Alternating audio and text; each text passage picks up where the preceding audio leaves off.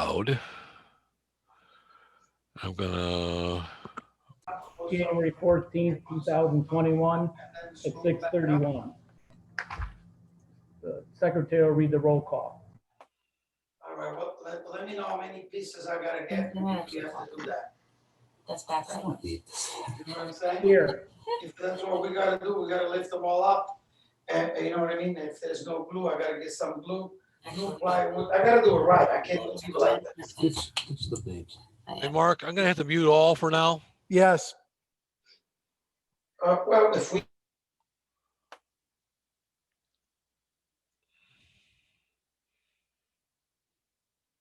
Okay, we're now recording. The meeting has started. I've temporarily muted everybody.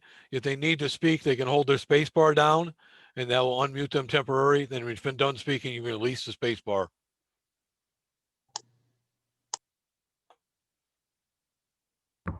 I'd like to call the regular meeting of the Conservation Commission to order.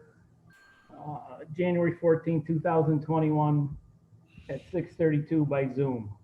The secretary will do the roll call. Craig Palmer, Here, Tom Murphy, Here. Joe Paletta,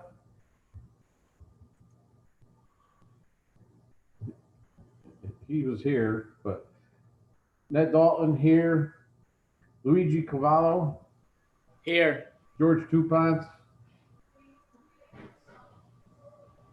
Charles Beliveau,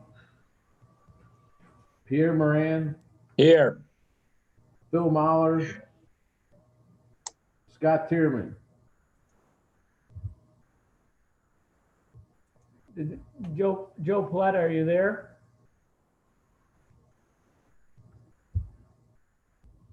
Joe doesn't understand that he's muted. Yeah.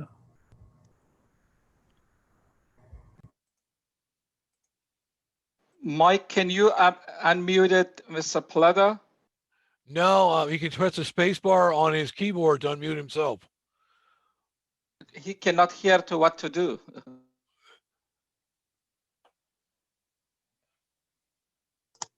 Call him. Is also speaking and we cannot hear what he's saying because he's muted. All right. Well, we see Joe Paletta there, so we know he's here. Acceptance of the minutes of the regular meeting, December 10th, 2020. Did everybody receive the minutes? Mr. Chairman, before the minute, there was public participation. Yeah. Anybody from the public wishing to speak? Yeah. Mr. Chairman, I'm sorry, before somebody speaks, I want to clarify something. There is a difference between public hearing and public participations. Sometimes some members of the public, they get confused. They think that the public participation is public hearing. We have one application on the agenda tonight, the first item on the agenda, that we had a public hearing and the commission closed that public hearing. Members of the public cannot speak on that issue tonight because the public hearing is closed. And if there is any new questions or concerns, the applicant is not, they cannot answer those questions. The public hearing is closed, and tonight only the members of the commission and staff can speak on that application. Other than that, if the members of the public wants to speak on any other issues, that is fine. I just wanted to clarify that the public hearing for the first item is closed tonight. Wait. I want to make sure everything's okay. Is there anybody from the public wishing to speak? Mr. Chairman, I believe Catherine Cameron would like to speak. Let me open her mic up. Okay, Catherine, you're allowed to talk.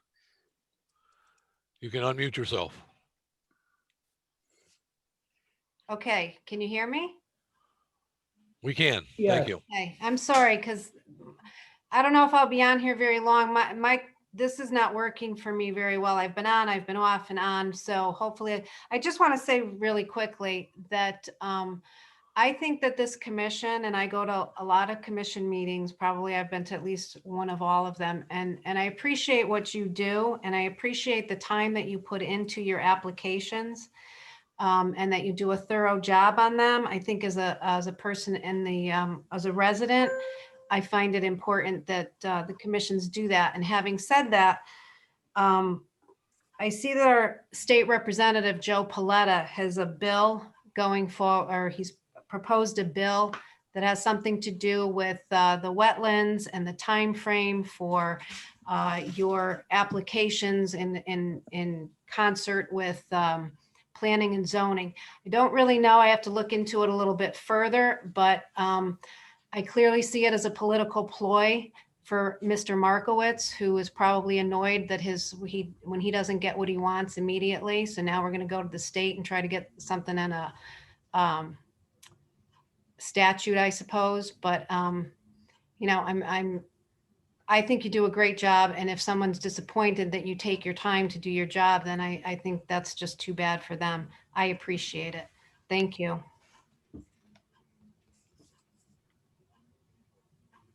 Thank you. Is there anybody else from the public wishing to speak?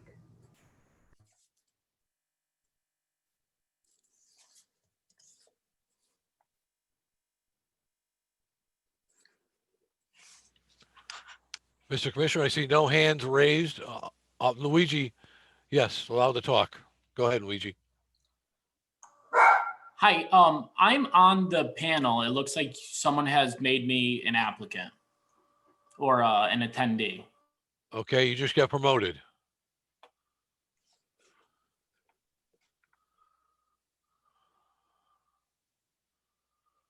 Okay, we'll move on to All right, thank you.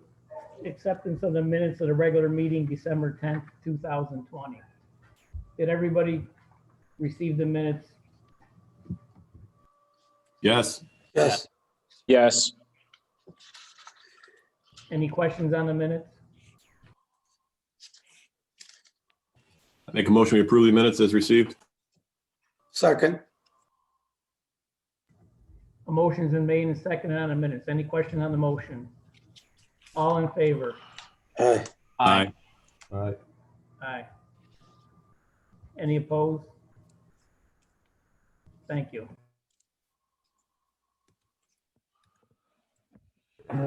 Old business application 2020-15 of Eric Markowitz for the demolition of an existing single-family home and construction of a three-family home, parking in a driveway within a regulated area at 542 Davis Street, Oakville, Connecticut.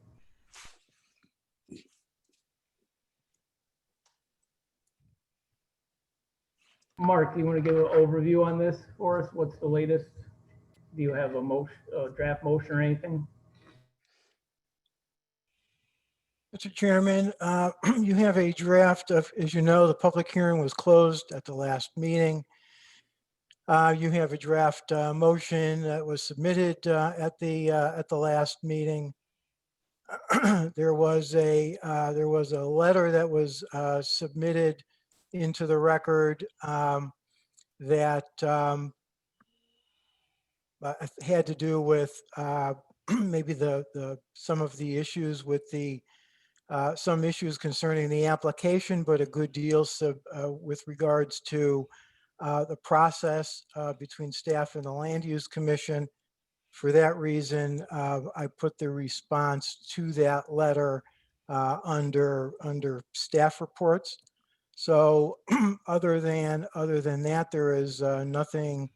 There is no new information with regards to that application.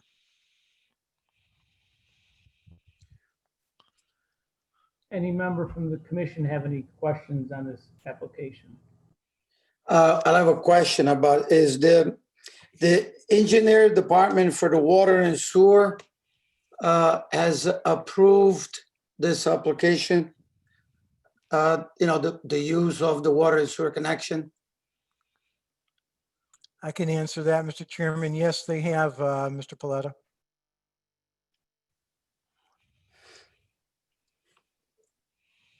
They submitted they submitted a memo affirming their approval of the connections.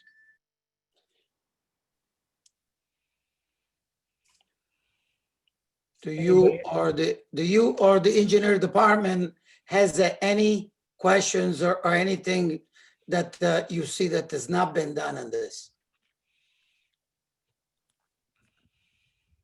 Mr. Chairman, Mr. Paletta, I do not. I can't speak for the engineering department.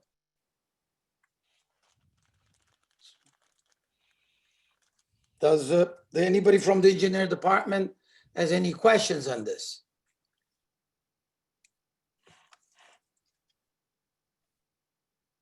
Mike, can you unmute Paul Benovich so he could answer?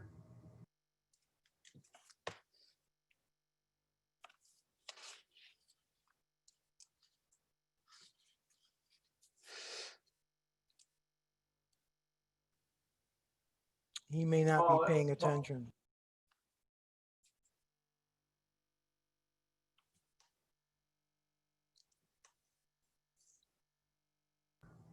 Is Paul there or no? Yes, I'm here, Mr. Chairman. Sorry. Spacebar wasn't working. Paul Benovich, Town Engineer. I've no additional information I was received. I have no further comments. Everything is in order as far as I'm concerned. So you don't see no problem with this application? I didn't say that. I said that based on the information received during the public hearing, there are a number of issues that were clarified, and I think that everything from my standpoint is pretty much set. Okay, thank you. Any other members from the commission have questions on this application? I did not keep the draft motion, and I did not review it since that prior meeting. I just assumed it was null and void, so I don't know what we could do on that. I don't know if it's still valid or what. So I probably couldn't consciously vote on it tonight, but I mean, if there's any change to be made or not, or what? I thought we did not like that draft motion. No, I agree. I think there were issues on it when it was brought up. But again, like I said, I unfortunately didn't have time to commit to it between the last time and this time. So, I'm up in the air as far as what to do on it.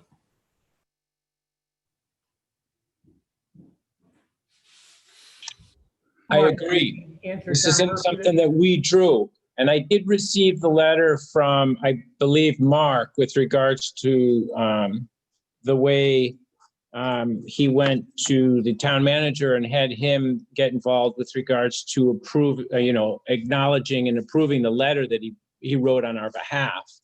But we haven't discussed the whole thing really from our end to put forward our motion to approve.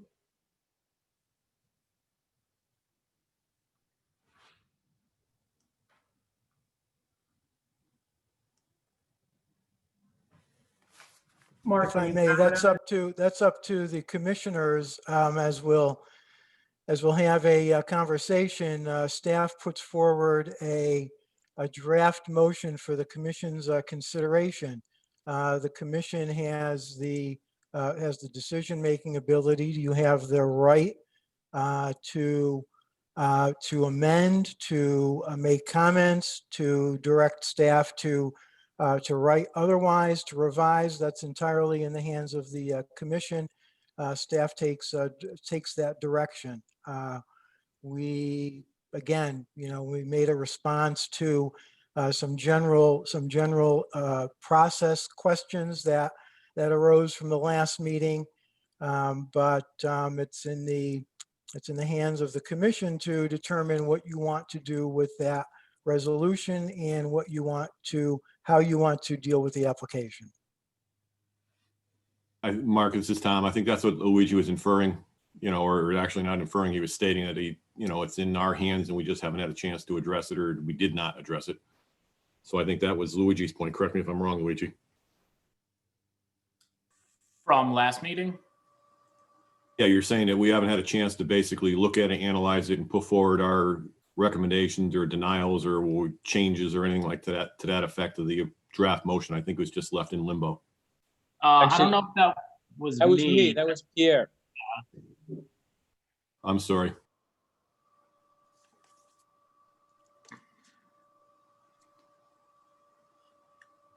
So why don't we have staff draw up a new draft motion that we can review prior to next meeting, and we will vote on this then.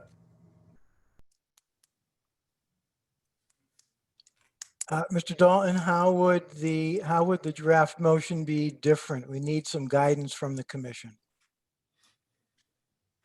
We don't know yet. I mean, we haven't really put forward our thoughts on the whole thing as the thing was drafted by you. I think now would be the time that we put our thoughts forward. I think that's what Mark's getting, that he can't make a draft motion if he doesn't know what we're looking at. That's correct. How was it done before? I looked through my email quickly from just other draft motions that Roseanne has sent us. And I found one for back in June for a property on Sunset. And it's very, very similar. It's got the standard conditions plus any special conditions that we had in it for the property. And that's about what the one that they had sent us are, all the standard conditions.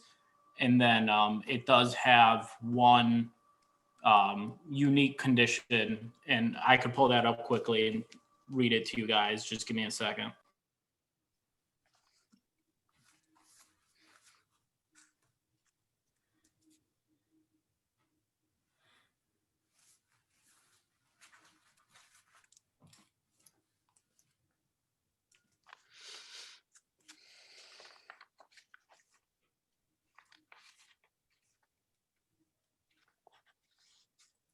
All right, so it says other conditions, B1, all outstanding issues outlined in the town engineer's 2 memorandums dated December 4th, 2020 shall be addressed by the applicants and engineers to the satisfactory of the town engineer, water and sewer superintendent, wetlands enforcement officer.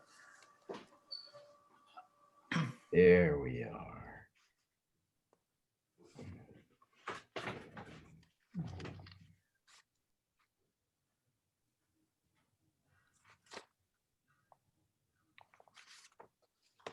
Are there any other conditions you guys are looking to add in here?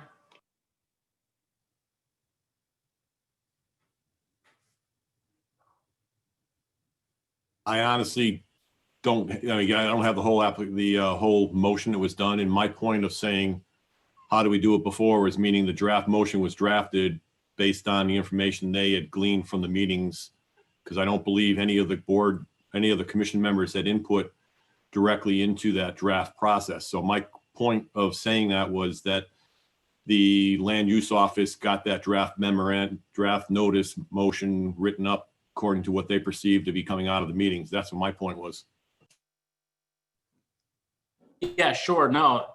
But if we don't give them anything that we want in this draft motion, then I don't know where we move from here. We have to either make a motion and then vote to approve it or deny it.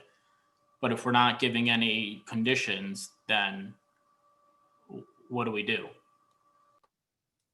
I think Ned's suggestion was basically do a draft memo, and if there is there are no changes, maybe they just resubmit the exact one they did in our package, so we have time to review it ahead of time, and then we could debate it and vote on it. I think maybe we can look at another motion and maybe review it, and next month we can vote on it. I mean, I don't know how everybody else feels. But we do, I think that we do need some kind of motion so we can read it into the minutes.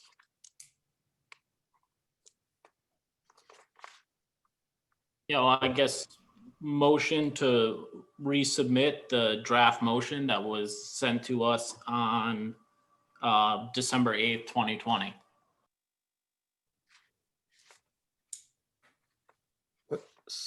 I believe we should have something, just, we know that it's going to be done properly, but just something saying about the crossing of the brook for the water and sewer connection, making sure that that's, repaired to proper standard. I don't know if that was in there or not. Obviously, it's going to be, but it should be written.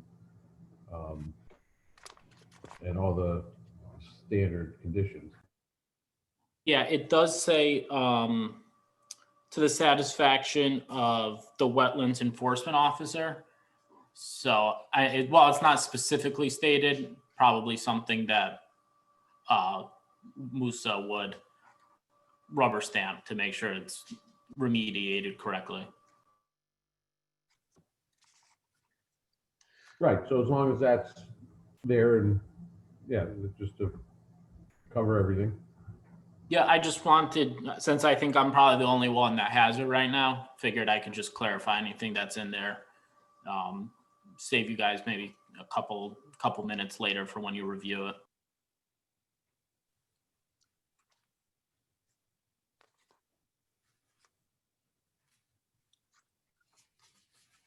Mark, could you rewrite that draft motion for the next meeting? Or be in our packet? Yes, Mr. Chair.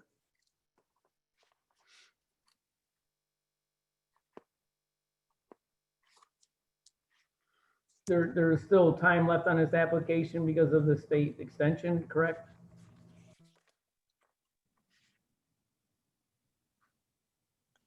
Let me look on that.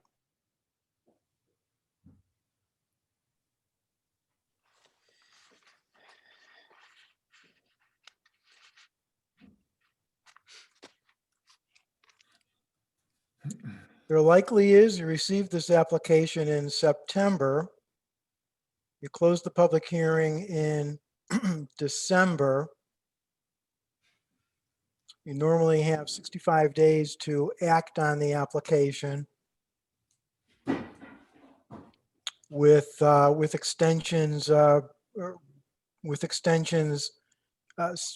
approved by the applicant or granted by the applicant. And there is that 90-day, which I believe is still in effect. So I believe at this point that there is time. Luigi, you want to make that a motion? Yeah, motion to resubmit the draft motion that was emailed to us on 12/8/20 regarding the application 2020-15. Second. Motion's been made and seconded. Any questions on the motion? I would just add that if there are things that have come up based on that last meeting, that the office has authority to make the changes to the draft motion if they see it applicable, and basically just notate the changes that were made from the original draft. That's all. I mean, we got to give them the ability to do that. I believe anyway. I agree. Correct. Right. Just remember when you're going to vote, raise your hand so we can make sure we see who you're voting for. All in favor? Aye. Aye. All opposed? Any extensions? Thank you.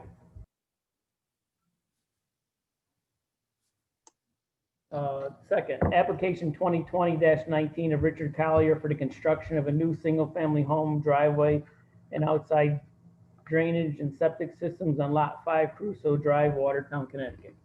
We did do a site walk on there last Saturday.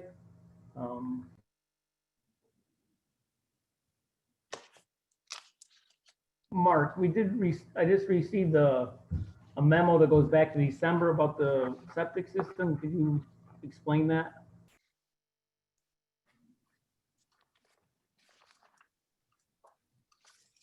Can I Mr. answer Chairman, that? I think Mr.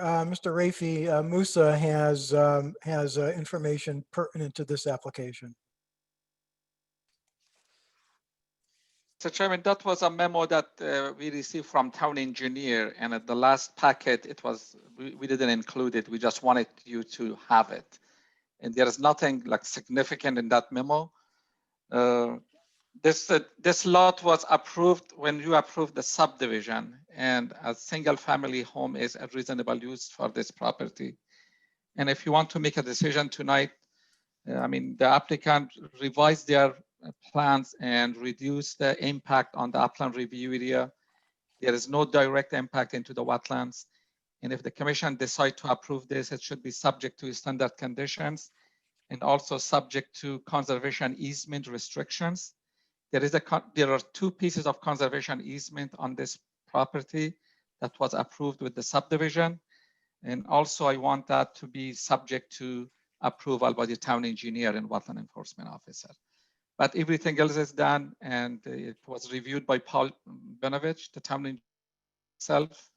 And we are kind of like set to go. If the commission has any question, please ask. Does any commission members have a question on this application? Now, during the field trip, we decided to mark the conservation easement with some post. Is that what you're saying, Musa, on the approval? Yes, Mr. Polada. When the commission approved the subdivision, there was a conservation easement for this entire subdivision. And there are two pieces of that land that is under the conservation restriction are located on this lot. They are going to follow that restriction, the agreement that they already filed with the town. And this will be a part of the approval that they have to mark the conservation easements before we issue any zoning permits for the Okay, house. but how do we mark it with post? Is that what you're saying? Yes, there are description in the conservation easement document that how they have to do that. I mean, normally we ask for 4x4 posts with those markers that we have in the office. Okay. But there is a detailed description in the agreement that they have to follow. Okay. Any other questions from the commission on this? Joe, you want to make that a motion? Sure, I'll make a motion that to approve application 2020-19 of Richard Collier for construction of new single-family home, driveway and on-site drainage septic system on Lot 5 of Caruso Drive, Watertown, Connecticut, subject to standard condition and for the restrictions on in the conservation easement and approved by town engineer. Second. Motion's been made and seconded. Any questions on the motion? All in favor, say aye. Raise your hand. Aye. Aye. Aye. All opposed? Thank you. Thank you. For the third application, I'm going to recuse myself from the meeting. Vice Chairman Tom Murphy is going to take the helm.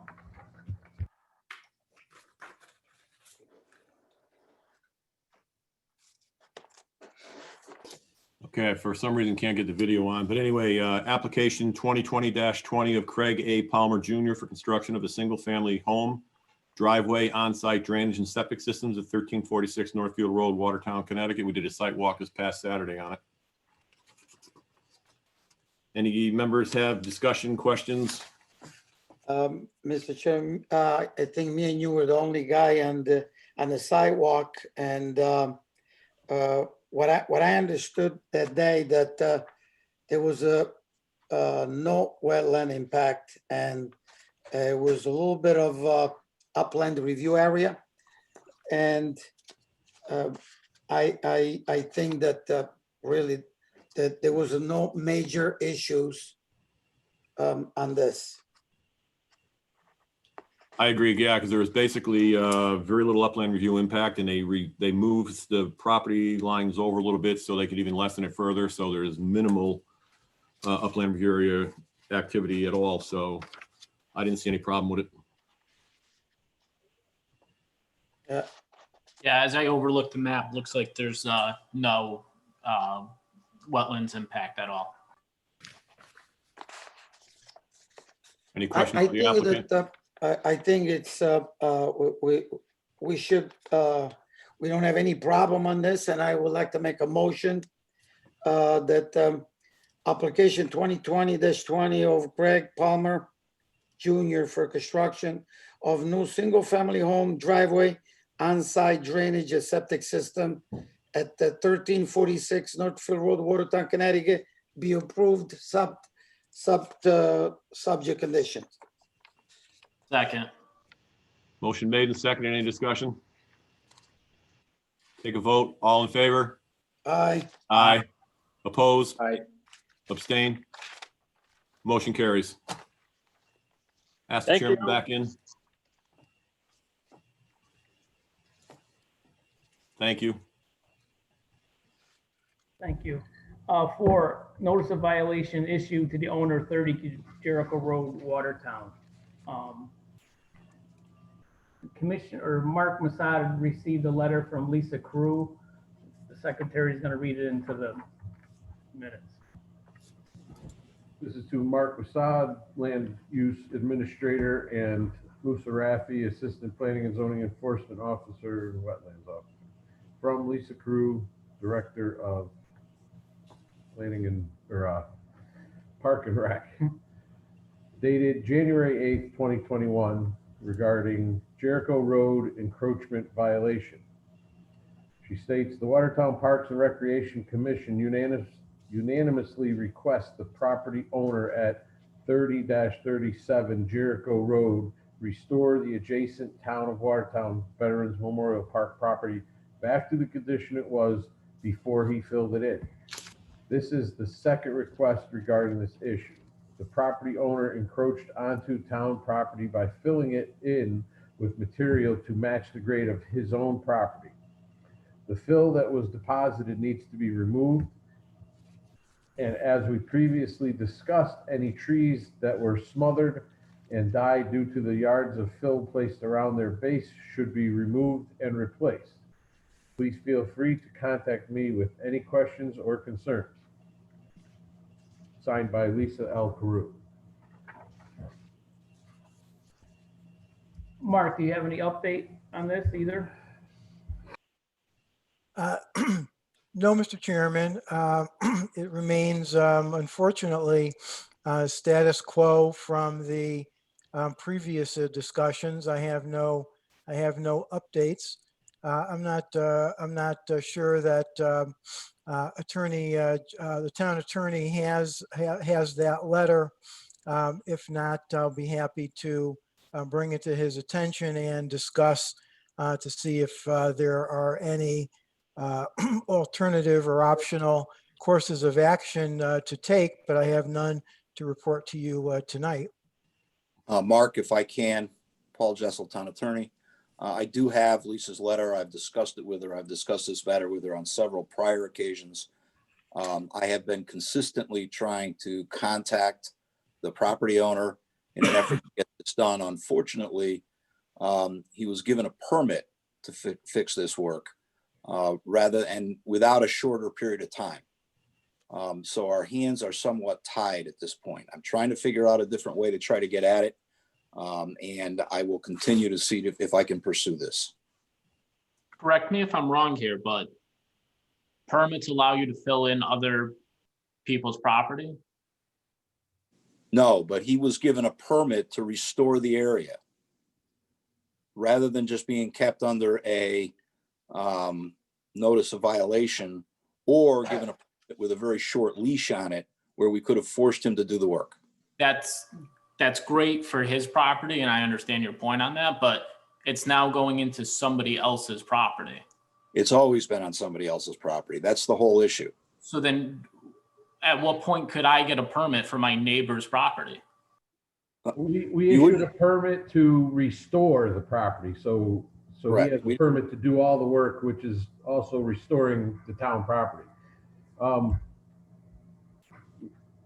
Paul, can we do to not have these happen the way they happen here? What can we do to expedite these? One of two things, Ned. The first would be not to treat it as an application, but instead to keep it as a notice of violation and just give them parameters on how to fix it and put a short time frame on it.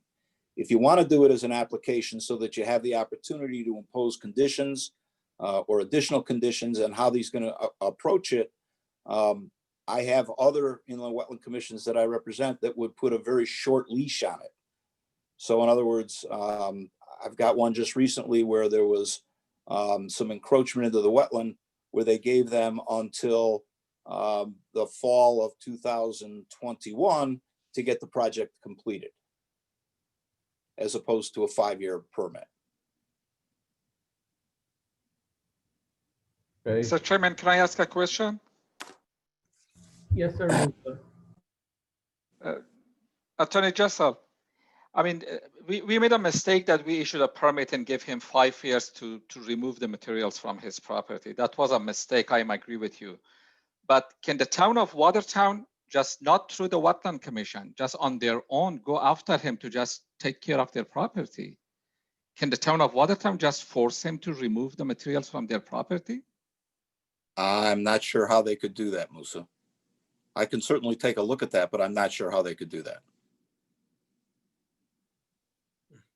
I have mean, a in question. other This is- cases, if somebody damaged my property, I take the guy to court. I mean, without, it's not a wetland issue. Like somebody come and destroy my property and do something, I will hire an attorney and take him to court.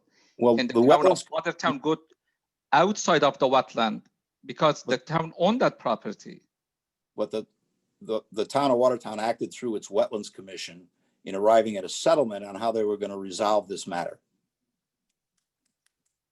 The commission only gave them a permit to do the activity. It's not like but the town has the right to protect their property, I think. I'll look into it, Musa, but I think that what they've done is, through you, is settled this matter and given him far too long to get it done. Okay, because like Park and Recreation Department can go after him. They can't because they own the property. I'm not sure on what basis. I suppose they could try to bring a civil lawsuit for nuisance or trespass. Or illegal building. Is that what we want to do?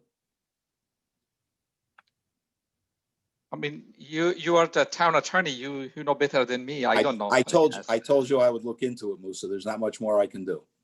Thank you very much. Okay, item 5, notice of violation issued to the Watertown Fire District concerning regular activities conducted on the district property on Judd Farm Road, Watertown. Is there any update on this, Mark? Mr. Chairman, there's no update. And if you remember, Attorney Pelosi, the last meeting, he explained that they are working on a settlement or something, that they have to do something there. But there is no new information available for us. Well, I guess we all learned our lesson on how to proceed forward on any type of these issues we have, correct?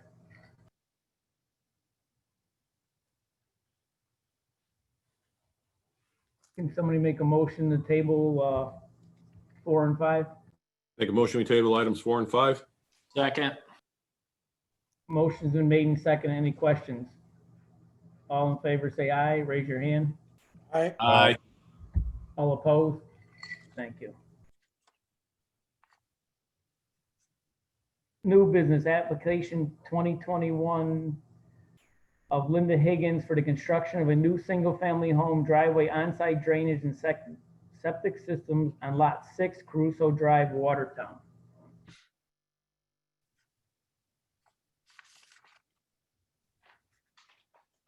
I saw her on there before. I don't know if she wants to speak or her contractor's on there or no. Brian Baker here. Can you hear me? Yes, we can. Yes. Great, thank you. Yes, for the record, Brian Baker with Civil One. a licensed engineer in the state of Connecticut. We prepared the site plans for the applicant, Lynn Higgins. I noticed she was on the meeting before, but has dropped off. So Michael Simmons, if you could check and see if she's trying to get back in.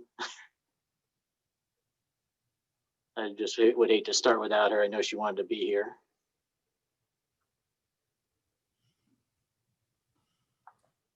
Mr. Chairman, I don't see her coming back in or in the list. Okay. In the interest of time here, we'll move along. If you'd like, I can share my screen and go through the plans with you, if that makes sense. Let me try that. Looks like, Michael, you'd have to allow me to share the screen.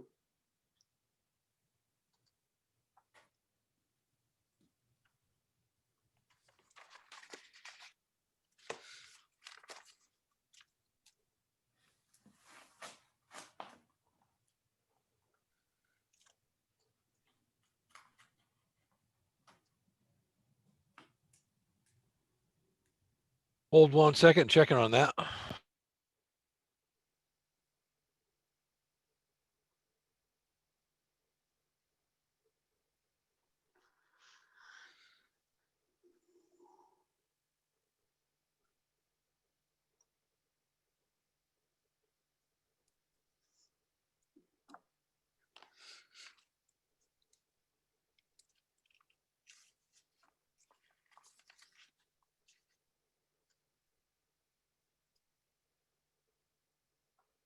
Not finding a way to do that, Mr. Chairman. Okay, Brian, if you just want to run through it quick, is this a new application? We'll probably do a site walk and. Sure, and then we could see the plans out in the field in person and go over it. And we'll Brian, everybody has a copy, the hard copy of the plan. Okay. I mean, if you can explain, they can follow on the plan that they have. Sure. So the property is Lot 6 Caruso Drive. Obviously, it's the parcel immediately north of the Lot 5 Caruso Drive that you just approved earlier tonight. On the same side of the road, on the south side of Caruso Drive, along the lake. So again, this was part of the subdivision. These lots were all approved with conceptual layouts in 2008. Ms. Higgins purchased the property a few months back and has been working with her architect and myself on coming up with a house plan that works on the lot and minimizes the regulated activity to the greatest extent practical.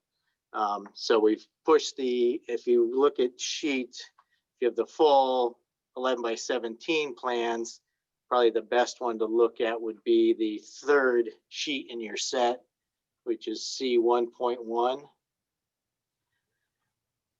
And you can see there we've taken the house and pushed it as far up to the front building setback as possible. That's a relatively steep lot from Caruso Drive, grading down towards the lake and the wetlands.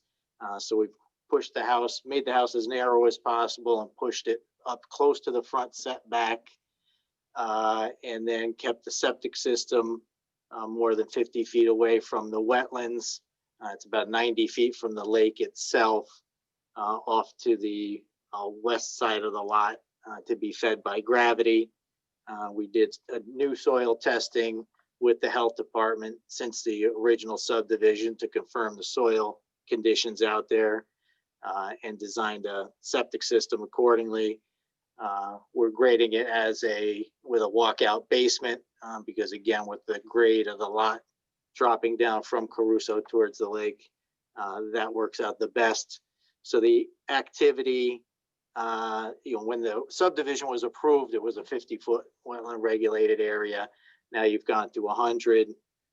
So we've kept as much as we can, everything up towards the front of the property. You can see the 100-foot wetlands regulated area goes right to the front building setback. So there's, obviously there has to be activity within the regulated area to build on this lot.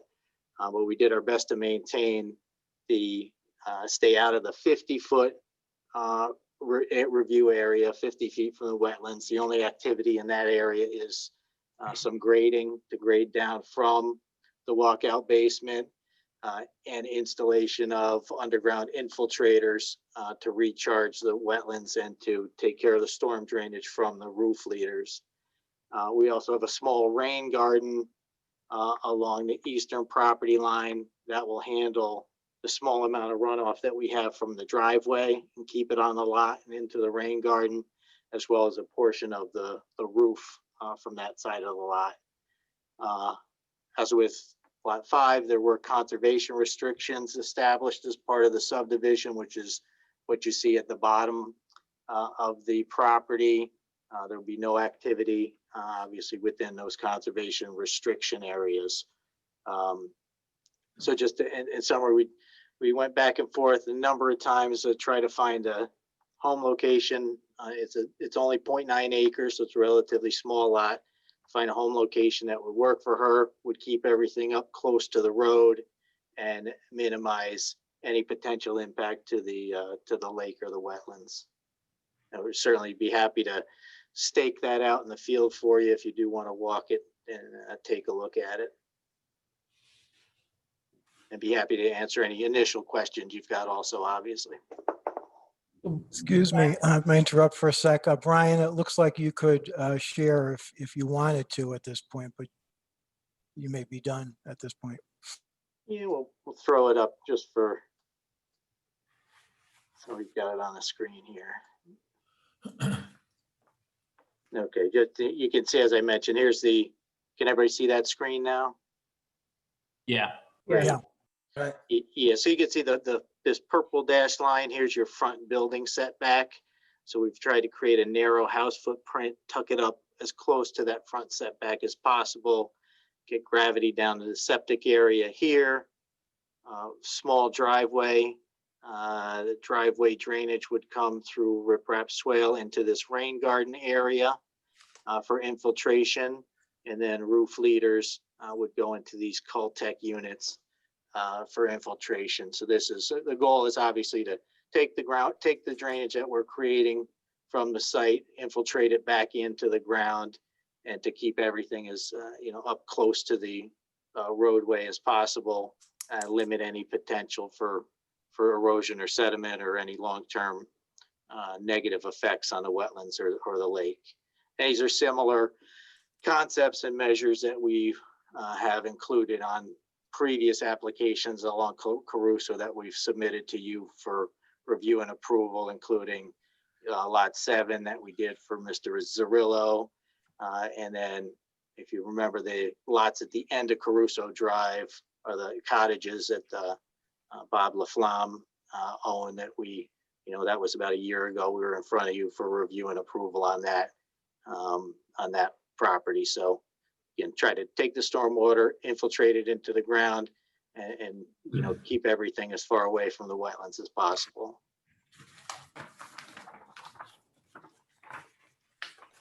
Brian, there's no activity in the wetlands, correct? No activity in the wetlands. Closest activity would be, you see where the silt fence is drawn here. This is the 50-foot off the wetlands.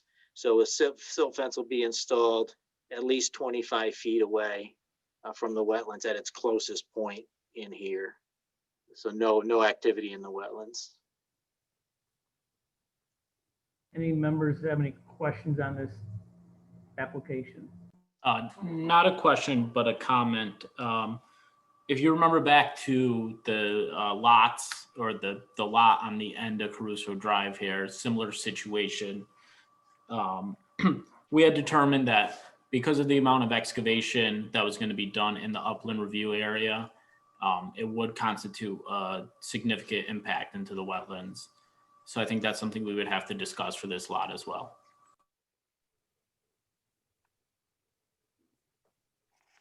Any other questions from the commission?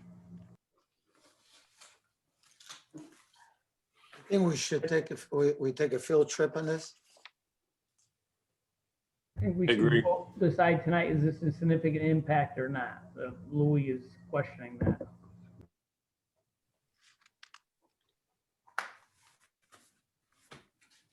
I mean, for me, we got a septic system and we're going to be excavating inside 50 feet of the lake with almost, 70% of the house being inside the upland review area. So to me, I would constitute this as significant area.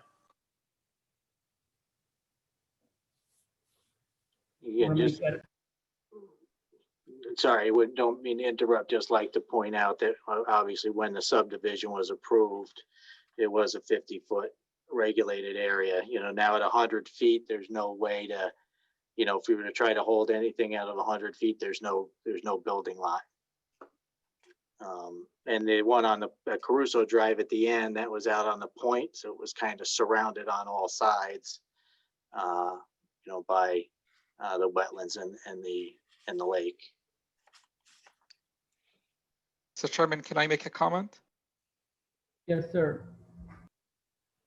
Mr. Luigi, normally when there is activities within the uplands or water course, you determine that that's a significant activity. And then the applicant has to provide a feasible and prudent alternative to that. But in this case, it's a very limited area. Even if you determine that this is a significant activity, the only thing that you can do is to hold a public hearing, but there is no room for any other location to put this house to reduce the amount of impact. And the impact is only within a review area. It's not in the wetlands or water course. Yeah, I understand that. I just think that in the past, this is something that we've deemed significant, and whether something could be done about it or not is a different point than whether it's a significant impact to the wetlands, in my opinion. In those cases, there was more land available that the applicant was able to move the house further away from the wetlands or water course. And then in this case, the house is to the zoning setback. They cannot get closer to the road. And it is a narrow house. I mean, unless you come out with an idea that where they can put this house to reduce the impact within the upland review area, I don't see any other feasible and prudent alternative for this house. While everything you're saying might be true, it still doesn't answer the question as to whether this is a significant impact or not. There may be nothing we could do about it, but that's secondary to the question on whether this is a significant impact. Can I comment? I think today this will be a little different if you gotta stay 100 feet away, but because it's an existing lot and it was approved to 50 feet at that time, I think that it's really it's not even a hardship because it was already approved. So we got to work with what we have, and I don't personally believe it is significant activity in a situation like this. I have a question regarding significant activity. It's confusing at this point for the reason that Luigi's iterating here, as well as some of the responses that were recorded in the record that we approved tonight for the prior applicant, where it was stated that an alternative that does not, if there is no direct adverse impact to the wetlands, an alternative does not have to be presented. And I was under the assumption that we had to, so I don't, excuse me, I do not know the actual, I guess I would like to review the actual definitions, our regulations, and I don't have them. I have the minutes I have the rules of our meetings, but I couldn't find the regulations or I didn't look for them. So could we possibly get that, Musa, where we can get the significant activity? Because like I said, the minutes that were approved, it says if there is no adverse direct impact in the wetlands, no alternative has to be approved, whereas our application says you have to provide an alternative. And Luigi's saying it could be a concern. So I think I need clarification. I don't know if anybody else feels the same. Mr. Chairman, this is Paul Jessel. In the book. Mr. Chairman? Yes, Paul. If I could just interject for a minute. The law says that you can regulate activity in the upland review area only to the extent that that activity is going to cause a direct impact to the wetland. And the law on significant activity is very similar. A significant activity is one that has a substantial impact on the wetland, not on an upland review area, but on the wetland. So the inquiry is really, if they are doing work in the upland review area, is it likely that they're going to cause an impact, a negative impact to the wetland? Does that help clear it up a little? All the grading is in the upland review area, which is going to completely go towards the wetland, which is going to significantly impact the wetland. Well, is it going to be captured or is it going to impact the wetland? We're talking about an area, the whole lot is less than an acre. We are doing the activity in this portion here, so less than half an acre, or like a third of an acre of activity here. Silt fence at the bottom of the fill area is certainly adequate to handle any potential erosion from this area. Also note that the driveway, or excuse me, the Caruso Drive is immediately north of the site. So there's no off-site drainage coming onto the property. Anything that comes into Caruso Drive gets handled by that system. So the only drainage or rainfall that you have to deal with is what falls directly on this third of an acre while you're doing construction. And in my professional opinion, I'm also certified professional in erosion and sediment control. Silt fence is more than adequate on a minimal site like this to handle any potential impacts during construction. Mr. Chair? Yes, sir.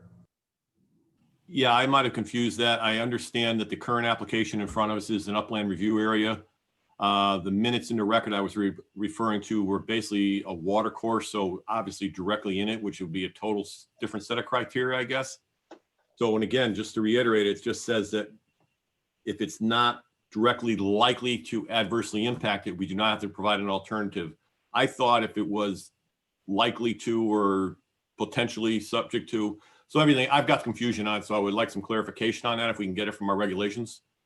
I don't want to be a jerk about this, but I'm just really spinning my mind here and mixing it up, and I don't mean to do that to everybody else.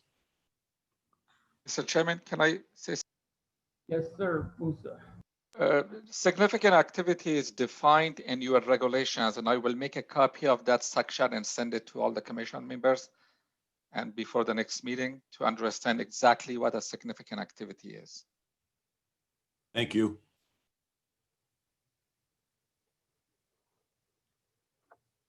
And Moose, I don't know, and Mr. Chairman, I don't know if it's prudent if you want to dive into that definition, as well as have the benefit of having walked the site before you make your determination of whether it's a significant activity or not. I think if you walk the site and we stake it, you can see how far away we are from the lake and how narrow the house is. That may shed some light and help you make a decision. Brian, is the silt fence going to be the limit of disturbance? That is correct. There'll be no activity beyond the silt fence location. Mr. Chairman, if you want, you can schedule a site walk to go and see the site before the next meeting. I'd make a motion that we do schedule a site walk. Second. Do you want to pick a date, or you leave it to me that I can pick a nice sunny Saturday for you? You did it last time, but the last one we do, you picked it. I think that would be appropriate. So you pick it again when based on weather. The motion. It will be on a Saturday before the meeting at 9 o'clock in the morning, 9 a.m. That's a good idea. Motion is made and seconded. Any questions on the motion? All in favor, vote. Say aye, raise your hand. Aye. Opposed? Thank you.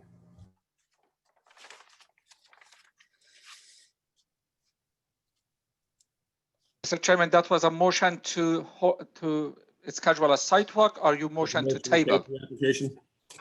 Sidewalk. I'll make a motion to table. Second. Motion made in second. Any questions? All in favor, raise your hand. Aye. Aye. Aye. Opposed? Thank you. Thank you for your time. We'll get that staked out and we'll see you at the walk. And in the meantime, Musa, if there's any questions, please let me know. Thank I you. will contact you if I have any questions. Thank you.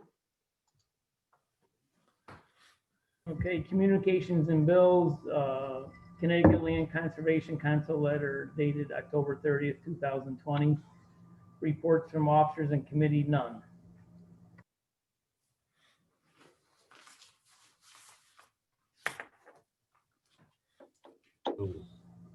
Reports from staff. Okay.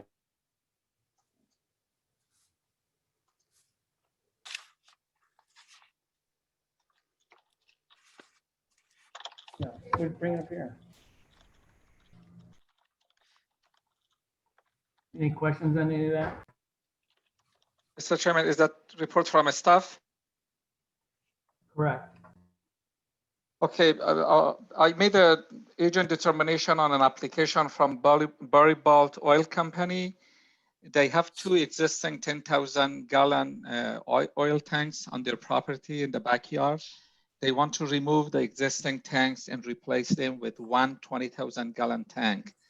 And I went there, the entire back of that property is all pavement and it is a parking lot. And there is no land disturbance associated with the replacement of those tanks. And I didn't want that to send it to the commission. I made a decision and I approved that. It is very minimum activity in the back and they just removed the existing tanks and put a new tank. And also they are building a 5x10 loading platform that will be on posts with no activity in the ground, because the backyard of this property is entirely paved.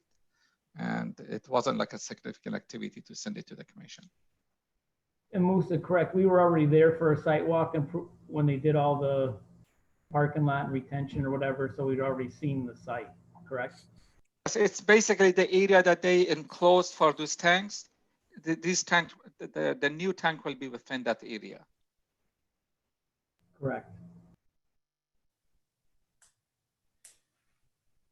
Under reports from staff, B, unsigned letter response.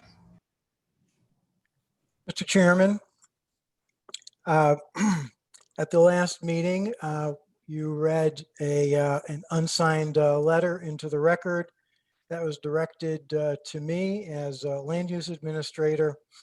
The request was to respond to that letter at this meeting. The request was to read my response into the record. I do have a response. I will read it into the record. You've also received a response and comments from the town engineer. I'm sorry, from the town manager. I will read that also into the record.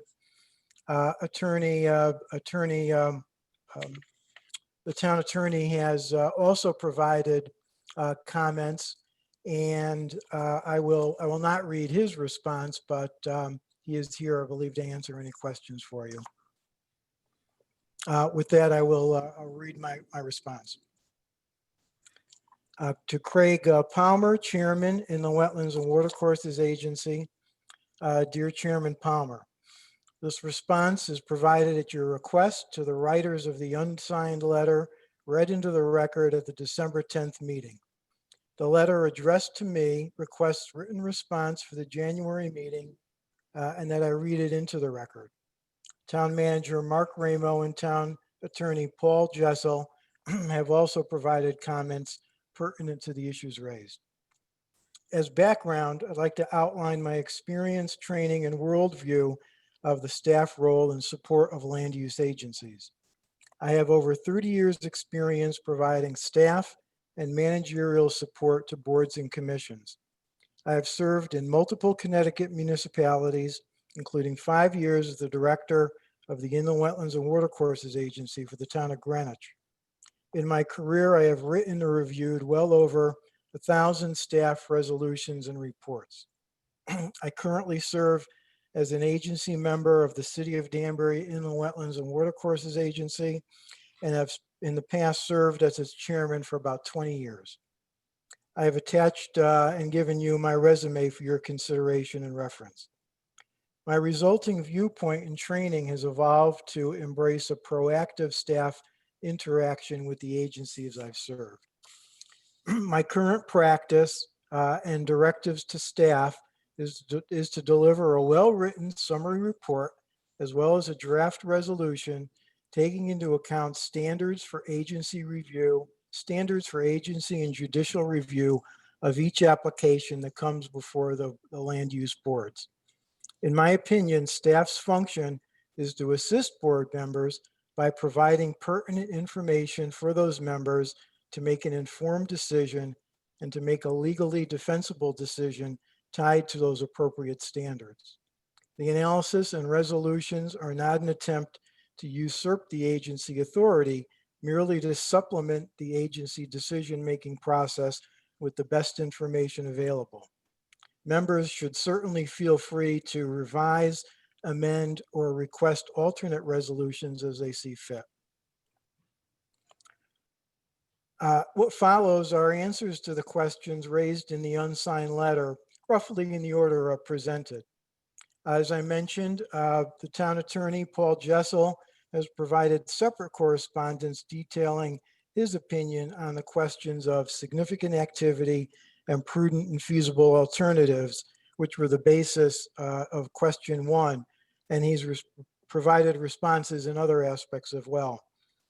Additionally, the town manager, Mark Ramo, has also submitted comments relative to the issues at hand.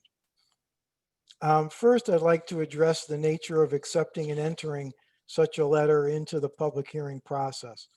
The acceptance of this type of letter is contrary to agency guidelines dealing with such correspondence and could be used by an applicant as a ground for appeal of an agency decision. In related correspondence, the town attorney provides detailed insight into this aspect of the inquiry. There is no indication, at least initially, that the letter writer had any stake in agency or town matters. On the other hand, the language used in the letter allows me to draw the conclusion that at least some agency members wrote the letter out of apparent frustration and misunderstanding of the processes at hand. If this is the case, I would venture there are vastly more desirable and preferable ways to have a productive conversation with me about those matters.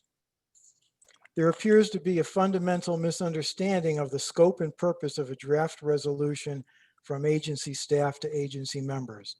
There also appears to be some confusion and misperception, as we just saw, of the application of the defined terms prudent and feasible alternatives and significant activity. And again, the town attorney has addressed them in his memo. With regards to staff preparing a draft motion prior to a hearing, and this is one of the points in the letter, this really is a statement of fact that the hearing would be held on that particular date, that date being the date of the last meeting. The draft motion was just that, a draft, subject to alteration and revision based on events that may unfold or information presented. In terms of timing, staff makes an artful estimate as to when to create and submit a draft resolution, obviously toward the end of deliberations. However, staff reporting on possible impacts, including recommendations of possible significant activity, really ought to occur upon first deliberations. The letter writers allege that the draft motion was written prior to the members receiving all final information and question the writing of the resolution prior to the December meeting. The agency members received all final information from the land use office, including the resolution and final engineering reports on December 8th. A draft motion is the staff summary of pertinent information received to date, including a record of reports. It is subject to commission review and revision based upon your input, as I just stated, or information presented at a meeting. Staff is not in a position to allow or disallow input or comments from members, as was alleged in the letter. Question 4 makes a query as to authorization for writing the resolution. For some time now, I have made requests of Musa Rafi as your primary staff contact that he write resolutions on every application before the commission. He has indicated that his practice is to write resolutions only for large applications. In fact, Chairman Palmer has made multiple requests or observations over the last year or so on his desire for the agency to receive staff reports as similarly received by the Planning and Zoning Commission in order to assist the agency with its deliberations. I took these conversations and comments as an acknowledgement of the need for such support. In this particular case, I made a request of Musa, that being the Davis Street application. I made a request of Musa to draft a resolution for the agency use. For his reasons, Musa requested that he be recused from writing the resolution and that I take the responsibility for drafting it. I initially agreed, asking him to draft the resolution that I would finish and sign. The town manager, upon becoming aware of the objection, of Musa's objection, observed that staff cannot recuse themselves from an application, and I informed Musa of that advice. As a result, Musa created the draft resolution put before the agency without any editorial input from me.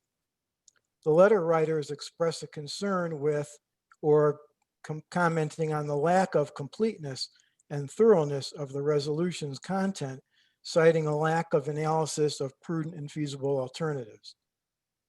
I certainly will take responsibility for that, for not pointing out any incompleteness, and to me that reinforces the need for staff to provide complete analysis of the pertinent application standards. With regards to the final town engineer reports dated 12/4/2020, of which there were 2, which, as the letter writers indicate, contain identical information, I requested that the final memo be addressed to Musa so as to remove me as the primary recipient, reinforcing his role as the writer of the resolution. Point of order. Additionally, the letter writers allege that the Chairman, point of agency order. members did not receive reports prior to the meeting. However, the letter Mark, I presumably think we drafted. have a point of order here from Tom Murphy. Do we have this in our package? I understood him to say that we had received it. Do we have it in our package? I didn't receive it in my package. No, you received it this Very afternoon. difficult to follow this, what you're saying. You have it in writing, and the request was to read it into the record. So I'm doing that, and I presume that you can respond, you can absorb it and respond at a later date, as you asked me to do at the December meeting. Hey, Tom, it's in, it got sent like 5 o'clock tonight, so it's in your email if you need to read along. We're gonna In the email.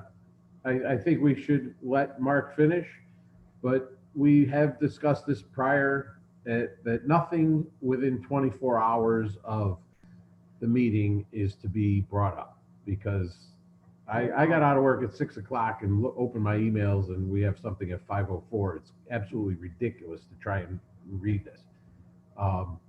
So at any rate, I think Mark should be allowed to finish his answer because we did ask him to answer this. I think it should have been done a month. He had a month to do it, but we get it 40 minutes before the meeting. But we should let him go on. No, your point's well taken. I just thought it was included in the package. Like I said, it was, and it's not. I understand that now. I'll get through the email. Thank you. Sure. And Mr. Dalton, let me point out that in December at the last meeting, the letter was read into the record without any further without any foresight or consideration for giving it to me ahead of time either. And I'm not saying that, you know, it's a tit for tat, but I just wanted to point that out. I would like to point out that we specifically asked you what to do with this letter, and you told us to read it into the minutes. I asked when I was there, I did not know what to do with the letter, and you specifically said it is to be read into the minutes. Mr. Chairman, may I continue? Go ahead, Mark. Additionally, the letter writers alleged that the agency members did not receive reports prior to meeting. However, the letter presumably drafted prior to the December 10th meeting acknowledges the receipt of 2 letters from the town engineer identical except for the date and addressee. Both letters represent all final correspondence on the application. Therefore, I believe the allegation holds no credence that the commission had not received prior to the 12/10/2020 meeting all written correspondence upon which the draft resolution was based. With regards to inland wetlands authorization to demolish a single-family dwelling, the letter writers correctly state that the agency does not specifically hold the authority to approve the demolition of a structure. That authority rests with the building official. However, the applicant listed the demolition of their list on their list of regulated activities, and presumably the agency would include the activity in a resolution. With regards to release of staff reports prior to a meeting, correspondence from staff, with the exception of privileged communication subject to executive session, is public record as soon as released for distribution to agency members. In the spirit of open communication, the Land Use Office follows this practice and releases reports and resolutions to application stakeholders at the same time we forward to members. In my 30 years of extensive experience, my practice and training has been proactive support to the agency decision-making process, including but not limited to writing of summary reports and draft resolutions. The process and practices I follow are supported and endorsed by town authorities to which I'm responsible. Therefore, as a land use administrator, I intend to continue these practices and to direct staff to do the same. I believe the Inland Wetlands Agency misunderstands the purpose and function of a draft motion as staff presents them. I'm disappointed by the letter writer's deduction that they feel irrelevant when staff prepares and submits supporting information in a proactive fashion for members' use. The unsigned letter concludes with an admonishment, hoping I can justify my actions. I have the utmost confidence that my experience and training is properly applied as I assist the town in developing and implementing efficient and effective land use processes. I hope this response provides an understanding of the rationale behind these decisions. And as I mentioned, I'm going to read the town manager's letter, which is dated January 14th and is addressed to Craig Palmer, Chairman.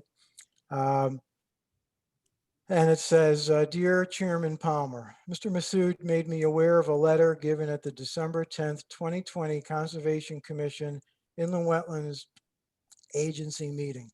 I wanted to provide some background information regarding item number 4 of the letter. Specifically, the question states, who authorized this draft motion to be written? Since taking the town manager position, I have had many conversations with department heads to establish processes to document and where necessary work towards a more efficient permitting process. Using a SWOT analysis approach, we discussed strengths, weaknesses, opportunities, and threats for his department. Through our conversations, I had discovered that your commission was not receiving draft motions as I had received as a member of the Planning and Zoning Commission. As a past commissioner that have received such support from staff, I thought it essential that your commission have access to such valuable support.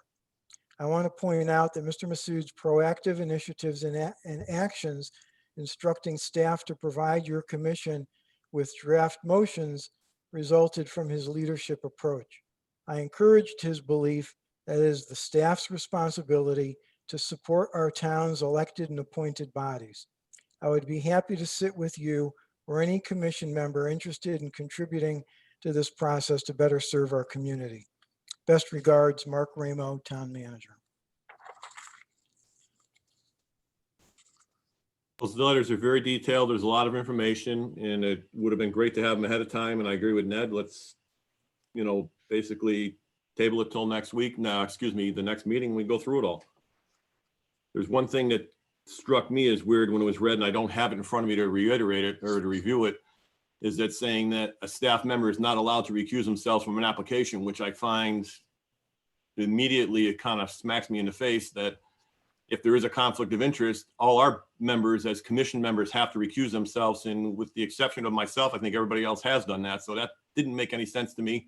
And that's only because I was listening to it and I need to read it to digest it, because that whole line there just did not make any sense whatsoever. So I put a motion, we table it till next meeting. Second on the motion. Second. Motion's made and second. Any question on the motion? that in the minutes from last month, Craig Palmer says, Mark, I have received an unsigned letter today regarding the public hearing for application 2020-15, and I'd like to know when I can read it into the record. Mark Massoud's response was, when you call for public participation, it would be an appropriate time. That's when it was done. Then we continued the public hearing. I agree with the table. I appreciate your answer today, Mark. Thank you very much for getting back to us with your answers for tonight like we asked. And then let's move on with the table. All in favor of the motion, say aye. Aye. Aye. Opposed? Any abstentions? Thank you. Next thing on the agenda, is there anybody from the public wishing to speak? Can I say something from the chair? No public participation, correct. Just a question. And I guess this is a little confusing to me, and it goes along this whole unsigned letter as well. We approved something earlier today without a draft motion for approval, just based on standard conditions. So I'm a little confused as to when we need a draft motion and when not, because when we were going back to application 2020-15, number 1 on the old business, everybody was a little confused on to what exactly we needed to do in order to get a motion for approval. But then when application 2 came, application 2020-19, we approved it under standard conditions. So what am I missing here as to why we needed a draft motion for one, but not the other?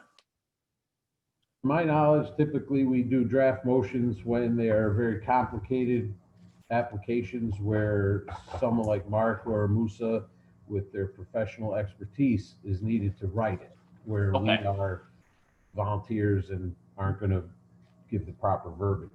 No problem. I was just confused on that. Musa, could you comment there, please, or help us? Sure, Mr. Chairman. I think the commission and we spent a lot of time drafting a long list of conditions of approval for different applications. We have like 10 standard conditions that they are true about any application. If somebody wants to build a shed or a Walmart, And they are true for each application that comes to the Wetland Commission. And then we have additional conditions that based on our, depends on what the applicant is requesting and what the commission is approving, then we pick and choose some of those other conditions. Normally the commission, when they don't want to make their own motion, then they will ask me that, Musa, can you draft a motion for next month for us? And then I will put all the information. And at the beginning of the meeting, I will explain to the commission that this is just a draft. It is totally up to you. You can read it into the record if you want, or you can make your own motion. Or if you want to make modification to that, remove something, add something, it is totally up to you. Because I'm just helping the commission to draft it for them. But they are the one who makes the motion. That is their motion. I think that the reason that we use some of these standard conditions, we made it easy. And just for example, like tonight we have like 4 applications or 5 applications. Can you imagine if we did like 5 draft motions and repeating the same conditions of approval like 5 times? And that is why the commission in the past, they told me that we don't want these draft motions. We only ask you when we need it. And they are using these conditions of approval whenever they choose and when they want. Got it. But Okay. only for complicated applications, then the commission said it's better to have all the conditions in it and give it to us, we will read it. That I think is the confusing part, is we never asked for this, and I have, as all the years I've been on, we have never gotten a draft motion that we did not ask for. That I think is what was confusing last month, is we got a draft motion that we didn't ask for, and we went from there. Yeah, I mean, I don't remember us asking for the one on Sunset that we got back in June, but I do agree that there is a large amount of inconsistency on it. And I the recall reason, asking for the one on Sunset. Did we? Okay. I'm sorry. I didn't recall. Mr. Chairman, you tabled discussion on here. Are we going to have a discussion or table it till the next meeting? Table. Because I'd like to respond as well. Luigi brought that under public participation, I think, correct? Yeah, because it wasn't in direct response to the unsigned letter. It was more just a question about procedure. I misunderstood that. The whole essence of the letter, and I think the commission's initial concern is about the process that's followed between staff and the agency members. Just saying. Anybody else from the public wishing to speak? Mr. Commissioner, Catherine Camaro would like to speak. Go ahead, Kathy. Kathy. Hi, Catherine Camera, 31 Cottage Place. So this is the first time that I've ever heard the town manager addressing a commission about your work or what you do. I mean, I, number one, came in the door and turned the computer on. So literally, I haven't looked at your package. I know what you're talking about right now isn't even in there, I guess. So I probably wouldn't be able to see it online. I don't know. But I do, I'm not completely connected into this, but you answer to the town council appoints the boards and commissions, and the town council oversees the boards and commissions. Now, I don't have that letter in front of me, but I do question what the authority is here on what the town manager is telling you, and what I've just never seen this happen. I've gone to meetings for 5 years now, and I've never seen that the town manager comes in to, sorry, Mr. Jessel, I know this, you're rolling your eyes. I've never seen this happen before. And I do know that the commissions answer to the town council. So when you're looking over whatever the letter says, I hope you keep that in mind as to who's minding you. That's what I understand, is you're serving based on your appointment by the town council, and they're the ones that oversee the boards and commissions. And maybe I'm wrong, Mr. Jessel. I just don't know because this just came up. Thank you. Anybody else in the public wishing to speak? Make a motion for adjournment at 8:01. Make a motion to adjourn. Second. Motion made and second. Any questions? All in favor, say aye. Aye. Opposed? Abstentions. Thank you. Good night. Everybody, Good thank you. night. Good night. All right.